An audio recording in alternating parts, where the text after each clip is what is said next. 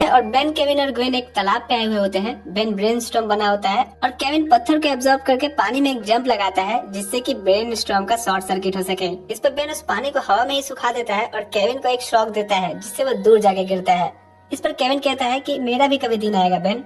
ठीक है ना ग्वेन। इधर हम देखते हैं ग्वेन उदास होकर बैठी होती है। बेन कहता है शायद ग्रैंडपा को मिस कर रही है।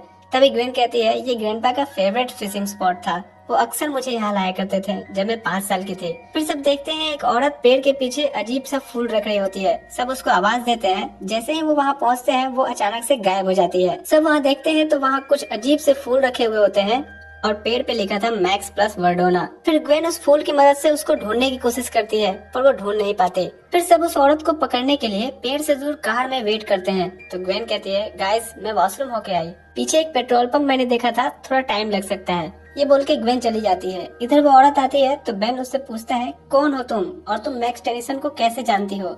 इस पर वो शैतान बच्चे बोल के दोनों को पीछे ढकेल देती है और जाने लगती है। बेन जिट्टे बन के उसका पीछा करता है और केविन भी पीछे से आता है और कहता है पकड़ लिया। फिर वो केविन और बेन को अपनी पावर से पटक देती है और कहती है तुम जैसे शैतान बच्चे मेरे रास्ते में ना हो तो ही अच्छा है। इतना बोल के वो उन पे वार करने ही वाली होती है कि ग्वेन उनके आगे एक एनर्जी फील्ड क्रिएट कर देती है। कहती है मैं थोड़ी देर के लिए क्या गई, तुम दोनों मुसीबत में पड़ गए। वो औरत कहती है जरा फिर से करना। ग्वेन कहती है शौक से।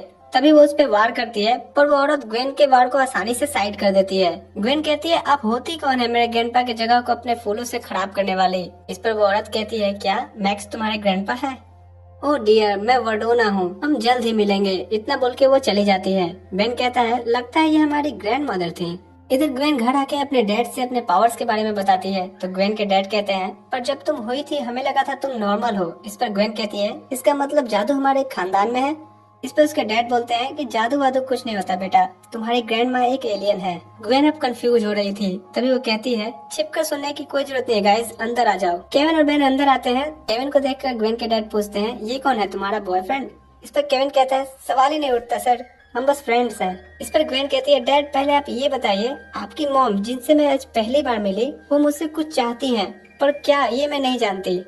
इस पर ग्वेन के डैड कहते हैं क्यों ना उन्हीं से पूछ लेते हैं, है ना मॉम। तभी ग्रैंडमा वर्डोना पीछे से निकल के बोलती हैं तुम हमेशा मेरी मौजूदगी भाप लेते हो बेटे, काश तुम्हारे पास भी मेरे जैसे पावर्स होते। फिर सब एक साथ बैठते हैं तो ग्रैंडमा वर्डोना बताती हैं कि वो एक एनाडाइट है जो कि आजाद रूहों की एक दुनिया एनाडेन से है। उनको मैक्स टेनिसन से प्यार हो गया था, उन्होंने बहुत से पल साथ बिताए पर जब तुम्हारे डैड बड़े हो गए और मैक्स प्लमर के साथ दुनिया बचाने निकल गए तो मैं भी अपने प्लेनेट चली गई।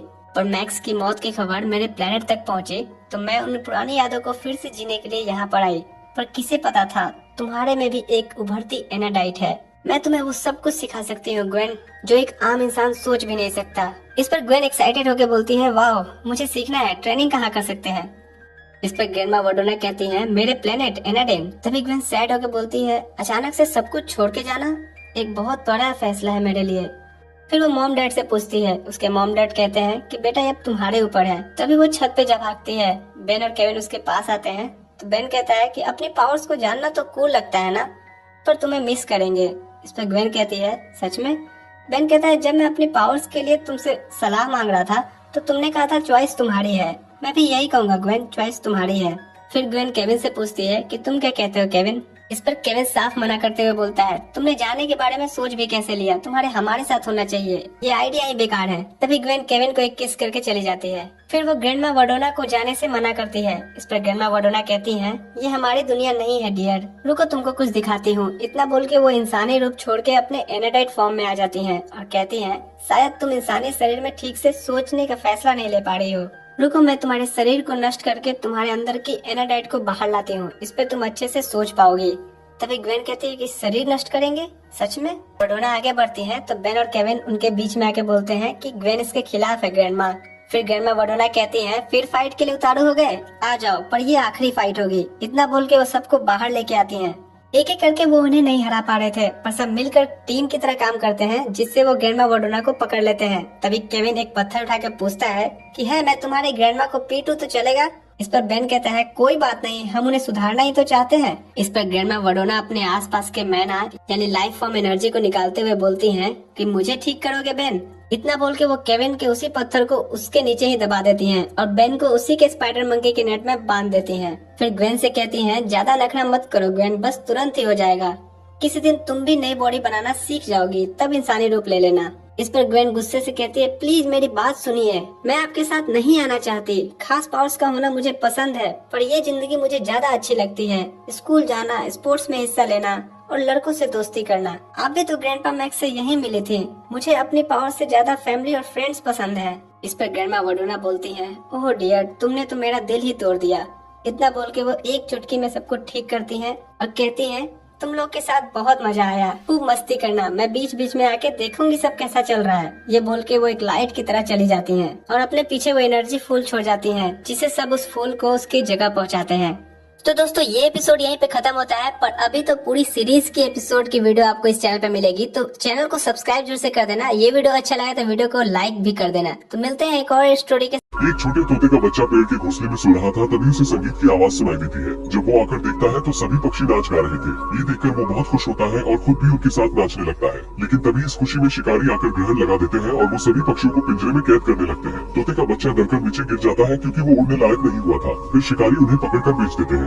सभी पक्षियों को एक डिब्बे में पैक करके शहर से दूर उन्हें एक ट्रक से ले जा रहे होते हैं। लेकिन बर्फ गिरने की वजह से ट्रक फिसल जाता है और उनमें से एक डिब्बा रोड पर गिर जाता है, जिसमें वही ब्लू कलर का तोता होता है। वो बच्चा लिंडा नाम की लड़की को मिलता है जो उसे अपने साथ अपने घर ले जाती है। अब समय के साथ साथ वो दोनों बड़े हो गए हैं। तोता इंसानों के साथ रहकर बहुत समझदार हो गया है। यह इंसानों जैसा व्यवहार करता है और तरह तरह की आवाजें निकालता है। लेकिन इस तोते को अभी तक उड़ना नहीं आया था। वो उड़ने की कोशिश भी करता है लेकिन असफल रहता है। अब इसकी प्रजाति भी विलुप्त होती जा रही थी, इसलिए लिंडा इसे अपने साथ रियो ले आती है, जहाँ इसे एक तोती से मिलना था। लेकिन एक काम करने वाला लड़का और दोनों इस जंगल में ये जेब्रा खेल रहे थे और यह इस जगह पर खुशी खुशी रहते थे। उन्होंने अपने चारों तरफ एक कांटे की दीवार बना रखी थी ताकि कोई भी खतरनाक जानवर अंदर न आ सके, इसलिए वहाँ के सभी जेब्रा हंसते खेलते रहा करते थे। लेकिन कुछ समय बाद यहाँ के राजा की पत्नी एक बच्चे को जन्म देती है। फिर सभी जेब्रा उसे देखने जाते हैं। जब बच्चा सबके सामने आता है तो सबके होश उड़ जाते हैं। आधे जेब्रा को भला क्या कहते हैं? क्योंकि उस बच्चे के पीछे के हिस्से में जेब्रा जैसी धारियां नहीं होती, इसलिए सारे जेब्रा उसका मजाक उड़ाने लगते हैं और उसे इस जुर्म के लिए अपशगुन समझने लगते हैं। वो अपने राजा से कहते हैं कि आपका बेटा इस जुर्म के लिए पनौती है और इसकी वजह से हमारे तालाब का पानी सूख जाएगा। सभी जेब्रा को चिंता थी, अगर तालाब का पानी सूखा तो उन्हें इस जगह से बाहर जाना पड़ेगा जहाँ खतरनाक जानवर इनका शिकार कर सकते हैं। अब ये सब सुनकर राजा का बेटा काफी उदास हो जाता है। फिर उसके माता पिता उसे समझाते हैं कि तुम इनकी बातों पर ध्यान मत दो, ये सिर्फ अफवाहें हैं। लेकिन कुछ दिन बाद यहाँ का पानी धीरे धीरे खत्म होने लगता है। अब आगे क्या होगा इसे जानने के लिए आप हमारी वीडियो को लाइक करके सब्सक्राइब कर सकते हैं।